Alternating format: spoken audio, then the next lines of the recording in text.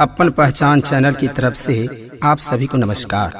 अपन पहचान चैनल को लाल बटन दबाकर जरूर से जरूर सब्सक्राइब करें और घंटी पर क्लिक करके नए नए ऑडियो वीडियो देखें व सुने बिल्कुल मुफ्त।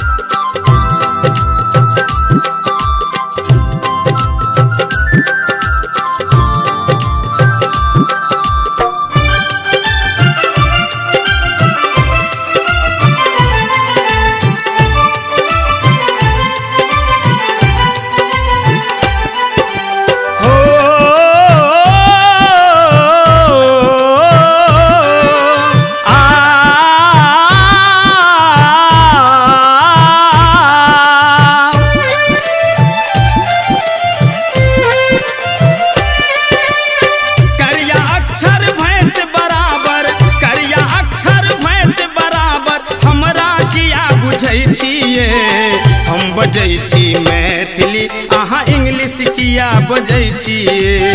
हम बजै छी मैथिली अहाँ इंग्लिश किया बजै छिए। करिया अक्षर भैंस बराबर हमरा किया बुझै छिए। हम बजै छी मैथिली अहाँ इंग्लिश किया बजै छिए। हम बजै छी मैथिली अहाँ इंग्लिश किया बजै छिए।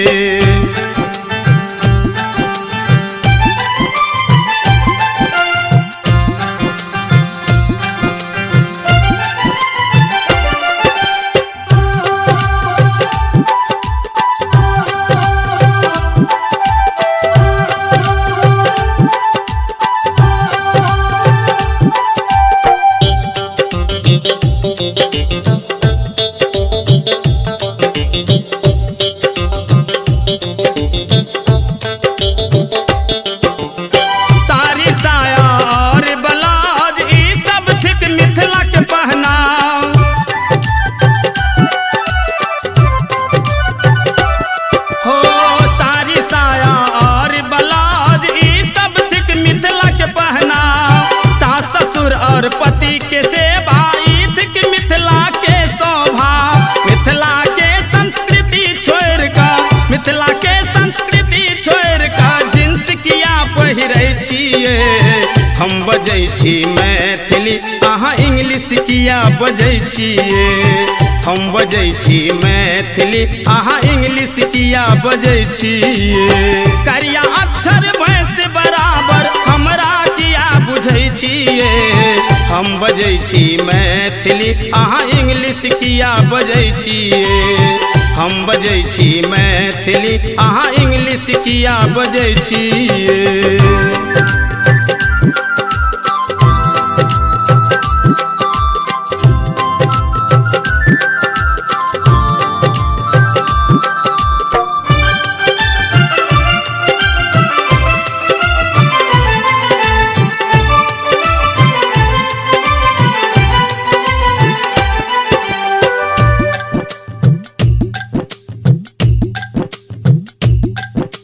माता पिता थिक देव समान सब मिल हुनक करू सम्मान।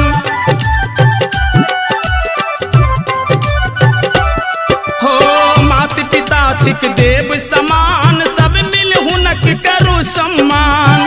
हमर मिथिला हम छी मैथिल यह अछि अपन पहचान। बाबू माय के नाम बदल कऽ बाबू माय के नाम बदल कऽ मम्मी कहै छिए। हम बजै छी मैथिली अहाँ इंग्लिश किया बजै छिए। हम बजै छी मैथिली अहाँ इंग्लिश किया बजै छिए। करिया अक्षर भैंस बराबर हमरा किया बुझै छिए। हम बजै छी मैथिली अहाँ इंग्लिश किया बजै छिए। हम बजै छी मैथिली अहाँ इंग्लिश किया बजै छिए।